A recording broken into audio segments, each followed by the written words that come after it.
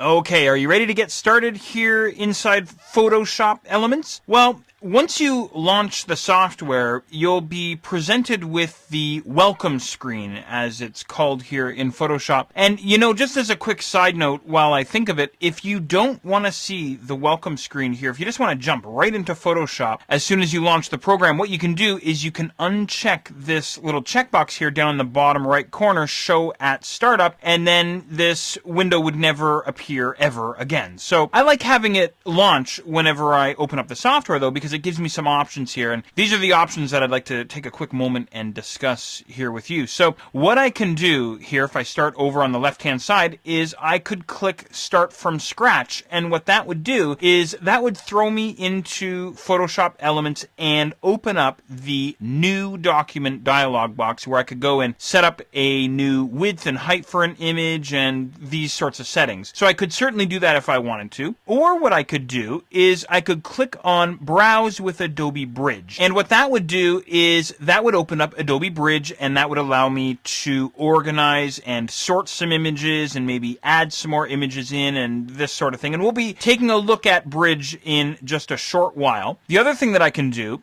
is if I have my camera attached to my computer, I could go and import some of the photos that are on my camera's memory card. I could bring them into Elements and sort them and organize them. And same with the import from Scanner. If I have a scanner attached to my computer, I could go ahead and scan some images directly into Elements if I wish. Now, what I'm going to do here with you is I want to show you this fella here, Start from Scratch. So I'm going to go ahead and click on that guy. And as I mentioned previously, it brings me into this New Document dialog box. And inside this dialog box, what I could do is I could type in a name for my new document if I wanted to. I could set up my width and my height for the new document as well. And I can also set my unit of measurement there if I want. And we'll talk about resolution later on, but you can set your resolution and also the color space for your new image as well. Now, if you want, you can click on OK, and what you'll get essentially is an empty new image that you can start working on. But what I'm going to do here is I'm going to go ahead and click on Cancel, and that just brings me directly into the full edit mode here inside Photoshop Elements.